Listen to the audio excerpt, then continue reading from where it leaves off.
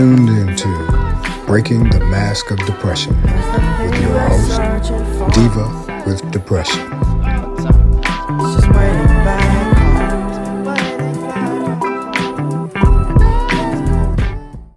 Hey everybody, I hope everyone is doing well. Welcome to Breaking the Mask of Depression with me, Diva with Depression. Happy Mental Health Awareness Month. All month, everywhere and everyone should be talking about mental health awareness, mental illness awareness, and how we can move forward and make some strides in ending the stigma of depression, ending the stigma of bipolar disorder, ending the stigma of schizophrenia, ending the stigma of mental illness, period. Because there's no way that we should be living in 2022 and people with mental illnesses still being treated the way that they are. So keep being loud, keep wearing your green. Lime green is the color for Mental Health Awareness Month, if you didn't know. So if you have something lime green, break it out and wave it around and get loud. Thank you for joining me today. Today, I'm coming to you live and direct from my truck. You guys know that I always have to update you on where I'm coming from because you just never know. But I had to bring a friend to the doctor, and I wanted to make sure that I got a podcast out to you guys today. So I said, well, let me try my first car podcast. You know, everybody else does it, so let's see how it works out. So if you hear a bird chirp or two, just enjoy it. Today we're going to talk about relationships.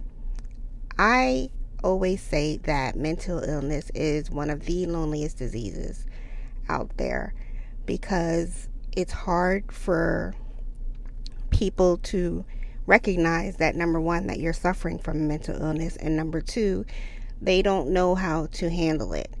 Most people know what to do if you have a physical illness. They know how to help you. You know, they know that they can, help you walk or, go on errands for you.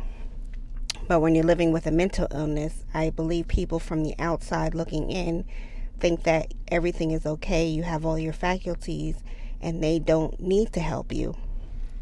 And as you know, living with a mental illness, that is not true.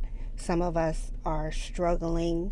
Some of us don't get out of the house. I know myself, I don't know how many times a week I get out, but it's not many. It's not every day. And, there are times when I would like somebody to drive me somewhere or someone to call and say, can I drop dinner off or, run an errand for you. Those are just examples.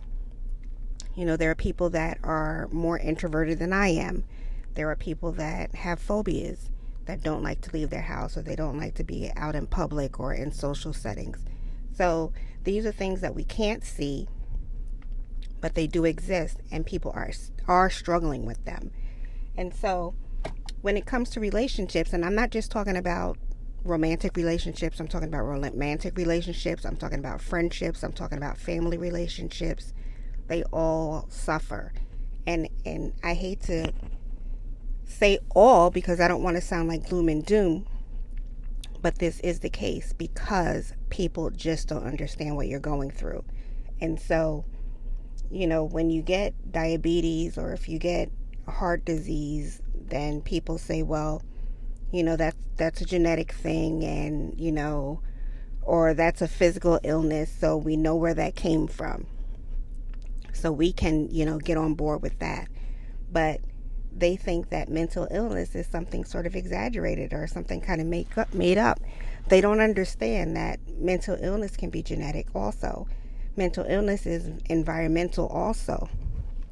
Mental illness is it's biology, it's experiences. Trauma contributes to mental illness.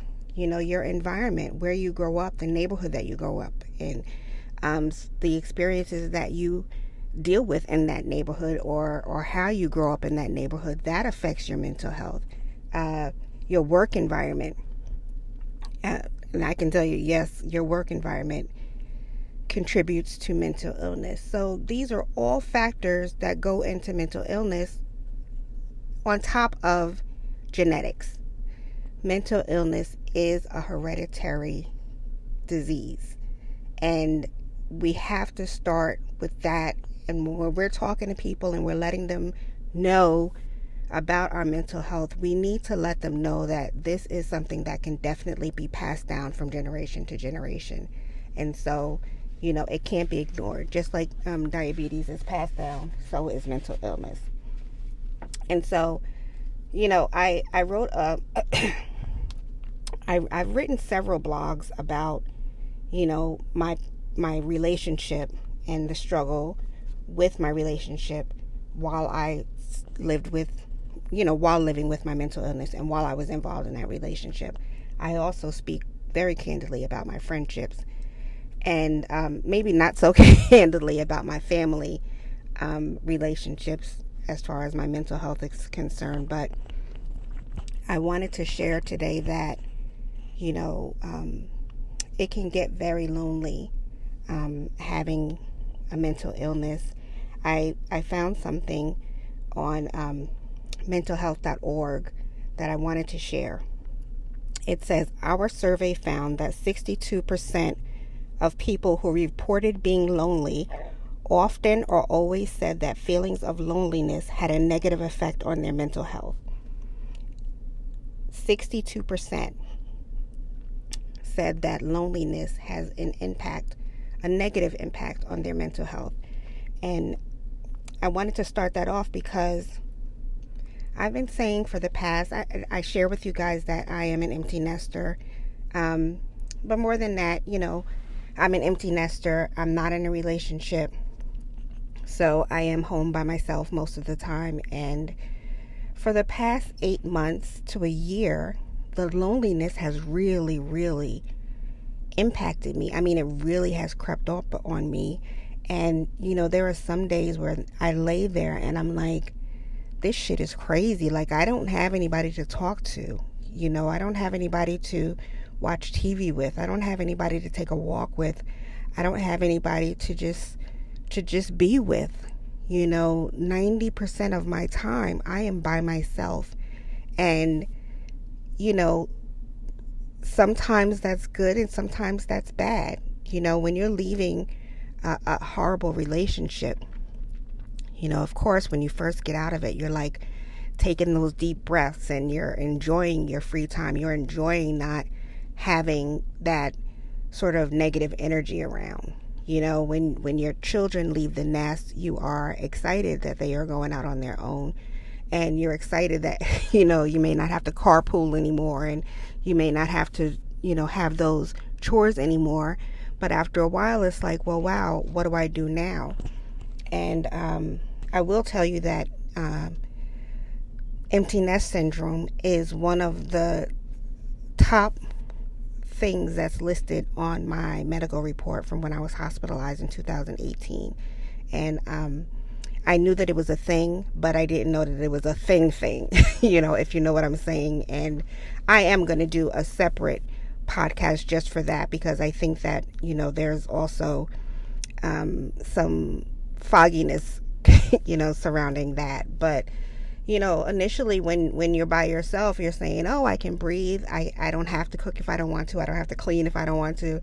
I can watch what I want on TV. But when that sort of creeps up, and it's 50% of the time, 90% of the time, and you're by yourself all the time, it really, really sort of sucks the life out of you. When you sit down and you think about it, like, wow, I don't have anybody, and people don't like to hear that you say that out loud because your friends and your family get offended. But the bottom line is that when you're in your house and no one else is there, you are lonely. Yes, you can meet people for coffee. Yes, you can meet people for dinner. Yes, you can go visit. But when you're home, you're by yourself, and there are loads millions and millions of people that are by themselves, elderly people that live alone, that don't have any children or don't have any friends in the area. They are by themselves. And so loneliness sort of contributes to the height of your mental illness. And I don't think that that's something that we discuss anymore, So today I'm not gonna hit you with a million Google facts, because these are things that I can talk about from experience. It's rough. It's rough, but it's even more difficult when people just don't understand what you're going through. And if you don't know what the hell you're going through, it's hard for you to explain it to people. And so it's just, it turns into a circle. It's just a never-ending circle of misunderstandings and loneliness.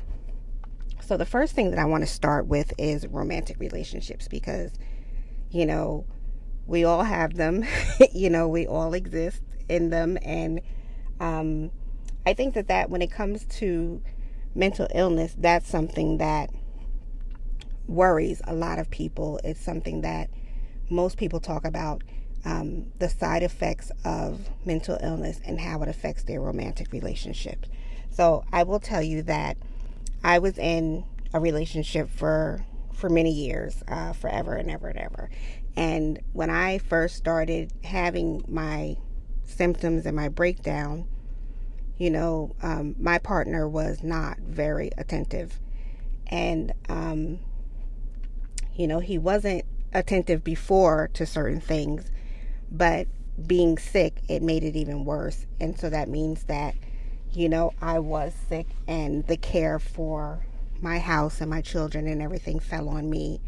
And when it came to light, what I was really struggling with, initially there's care there, initially there's concern there, but then after a while it's like, well, look, your limbs aren't broken. You can get up and you can get around and you can cook and you can do whatever. And I think that he overlooked the fact that, this was a real illness, and that, for example, I'm taking medication. So that means that I should not be driving my children around. The medication makes me tired. So I should not be, obligated to cook every night or whatever. And so, there was a lot of neglect there on his part. And he also refused to learn about what I was living with. And so that made it even more difficult. That caused a lot of animosity on my end and a lot of anger on his end. But he had the opportunity. It's not like I was hiding my illness. It's not like we were just dating. I was very upfront with what I was going through and what I was struggling with. He had the opportunity to talk to the counselors. He had the opportunity to come to the hospital and talk to the doctors, but he never took those opportunities. So he had no idea what I was really going with, and therefore ignored it. And so that caused, anger, and it caused loneliness on my part, because I couldn't share what I was going through with the person that was with me every single day. And the second thing is medications, side effects of medications. A lot of time your partner doesn't understand the side effects and the drowsiness, the nausea, the anxiety, the sexual side effects, which is a big thing, which I shared with you before. And they're still trying to operate like you're, air quotes, a normal person, and you're not, because you are, your physical health is being affected by these medications. And so I wrote a blog called I'm sorry you're not feeling well, but can we have sex now? Because they have no idea that, they're just thinking, well, I need to, have some intimate relations. They're not thinking about the fact that your medicine is making you sick, your medicine is making you tired, your medicine is making it difficult for you to participate 100%. And so that's another area where mental illness can cause a breakdown and cause a problem. And, some partners are just not prepared for that. They feel like if they're not being intimate, then that's like 95% of the relationship, and they don't want to be bothered with that. So, to remedy that, I always share with people that you have to be honest with your partner when it comes to your mental illness. Try to include them on every decision, try to include them on information. Most therapists and psychiatrists will share information. If you're in a relationship, they will share. There's loads of information online. So just try to get your partner to be more involved in what's going on. Read the side effects when you pick up your medication. Read it together so that they are aware of, what your body is going through, and they can help you through it and be more understanding. And don't let them off the hook, guys. Don't let them off the hook, because if someone says that they're in a relationship with you and they love you and, this is forever and ever, then they have to take the forever and ever, and if they're not prepared for forever and ever, then, you go from there. But you don't need to be struggling with the mental illness and medication and side effects and all of that, and then have to deal with someone who's really not concerned about your well-being. That's just not the way it should be. And so, you have to decide when 100% is being given and when 10% is being given, and how to move forward from there. I read a quote that says, if you don't feel loved, you will feel incomplete. And mental illness already makes you feel incomplete. Your relationship should not make you feel incomplete. And so,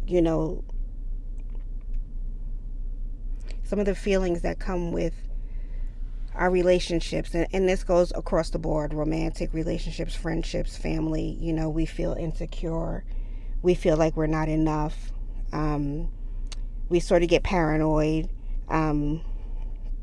We feel like, in a romantic relationship, you sort of worry about them being attracted to you because of your mental illness, or because of your not being able to participate 100%. And the list goes on and on. So these are things that you have to be vocal about. And your partner has needs, and they should be vocal about their needs, but you should also be vocal about your needs too, because that's just as important. And that's part of erasing the stigma, by coming together and working together for both of you to be healthy and move forward in a relationship. Now, when it comes to family, listen, that's a whole nother ball game. It's the family thing sort of falls into the generational trauma thing, and that all depends on the relationship that you have with your parents, that you have with your siblings, that you have with your other immediate family members. So that could be kind of rough. I don't have a great relationship with my mom and my dad. Well, I didn't. My father passed away. I didn't have a good relationship with him. I don't have a good relationship with my mother. So that, contributes to my mental illness and my mental stress.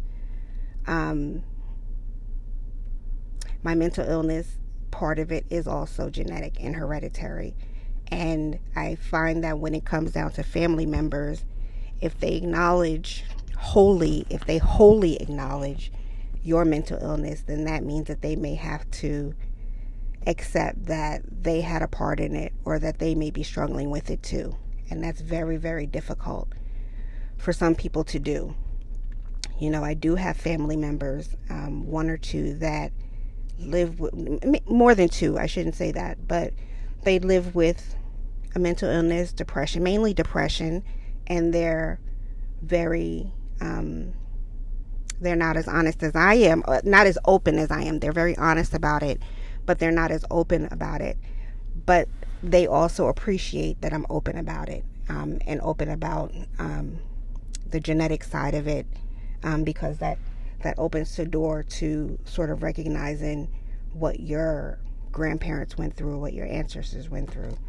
I had one family member, my uncle, who suffers and lives with depression, is very, very honest about it, and he's always been super supportive of me, and loving and caring and accepting. And for me, just having one person in my family that, and let me stop, I have more than one person, but having at least one person in the family who is wholly supportive of you makes a difference, because they sort of understand what you're going through because they're going through it, and they can sort of soften the blow with other family members, who may say, oh, well, she never comes to anything.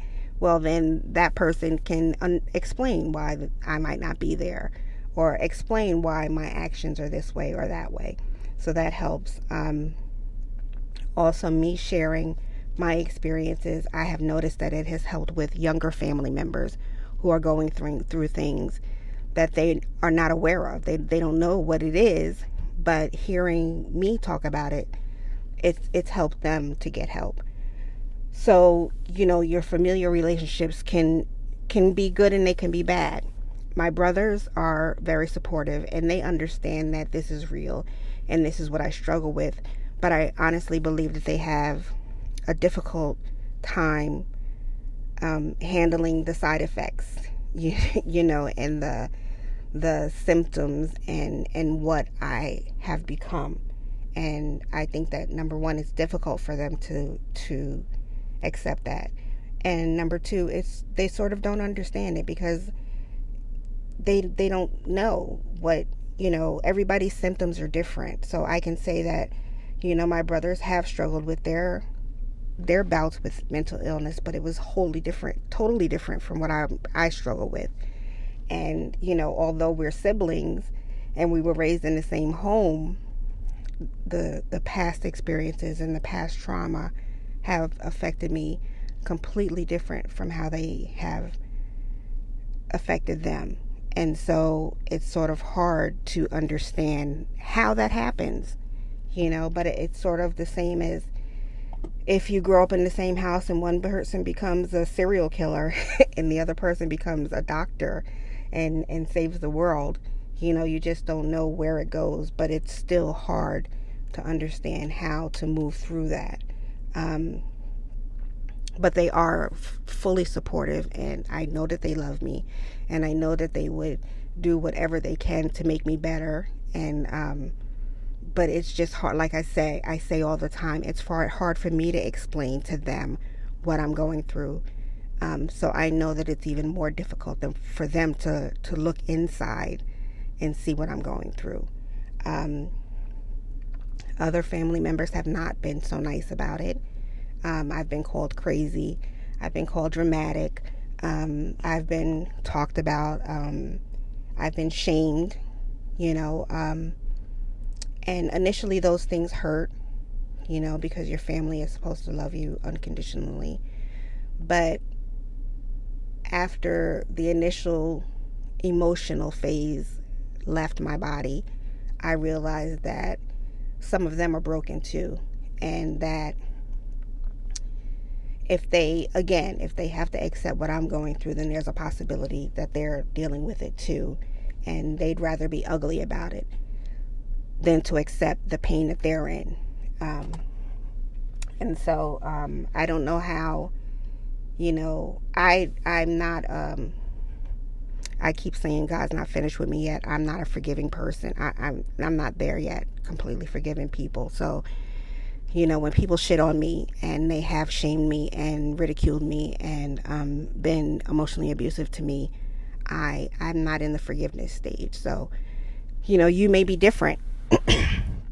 Even though I recognize what the problem is, that doesn't mean that I have gotten to the point where I can accept it and forgive and move on. I haven't gotten there yet. So if you have those type of situations within your family, just know that there's a way for you to reconcile it without advancing to the forgiveness stage and moving on. Everything takes time, and you just have to keep rolling with the people that roll with you. Love the people that love you, accept the people that accept you, and just because they're family members, be aware that just because they're family members, they are not going to love you unconditionally and accept your illness unconditionally, and you have to be prepared for that. And the third relationship is friendships. Now, I'm an only girl, so I always say that God has blessed me with some truly amazing friends, and I'm lucky because I have made friends that have turned into sisters. And without some of those sisters, I probably wouldn't be here today. And, that's important because you need to have a support system when you are living with these illnesses. You need to feel like you belong to something because it is such a lonely situation. You want to know that you have at least one or two people in your corner. So I am actually very, very lucky. I have one that prays for me every day and, says good morning and says good evening. I have another one that says, how are you? What can I do for you today? And really, that's huge. It's a little sentence, but it's huge. And considering what I've been through in the friend department, I'm honored. When I had my breakdown at work, there were people that I never heard from again. People that I had in my home, broke bread with, started businesses with, our children were friends and our families were connected. And the day that they took me out of that job, I never heard from those people again. And that's kind of heartbreaking because I thought that they were friends, and all you had to do was just call and say, how are you? Text to say, how are you? Ask someone, how are you? I know that there are situations where people feel like they don't know what to say. But how you doing? That's it. It's simple. How are you? Or like my sister says, what can I do for you today? How can I help you? If I say that I'm not feeling well, how can I help you today? I'm going to pray that you feel better later. It's just that simple. I always tell the story of my brother's battle with cancer a couple of years ago. And he received cards, he received gifts, he received phone calls. I mean, people were falling out the woodwork, and I take nothing away from that, of course.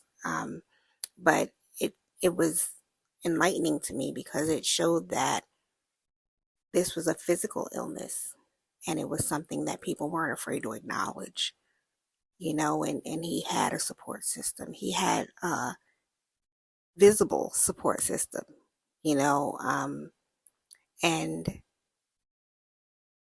I have been sick for years, and there are people that have never taken the time to check up on me or to send a card or, send a text, send an email. And I don't expect everybody to be like me. I mean, I'll throw a card and a cake in the mail in a minute. I don't expect people to be like that, but, just to reach out to say, how are you? You know, I mean, people didn't even check on my kids. You know, how are the girls doing? You know, and so there are some things that I have gotten past, you know, but there are some situations that still sting a little. And when I'm in a time in a space of loneliness like I am right now, and I posted this the other day that the loneliness that I'm feeling right now is just overwhelming to me, and it's something that I've never experienced before. And so it's times like these that I sort of, you know, those things sort of sting because I have time to think about it, you know, but I'm forever grateful for the people that are there for me. And I don't want you to get discouraged because there's always one person, you know, and like I always say, and I'm not bullshitting, you know, when I say you got me, you got me. If you need somebody to talk to, you got me. So that means that you have at least one person in your corner. And, you know, just hold on to those people that you do have. Love them and let them love you, and respect them and let them respect you. Now, initially, you may have to teach people how to embrace your illness, how to interact with your illness, but the true souls will stick around. The true souls will change and accommodate you. And that's what counts. The true souls are what really, really counts. So just don't give up. Hold on and embrace it. Thank you so much for listening. Thank you to Illumination Media and Technology for keeping me on track, because trying to keep this brain on track is hell.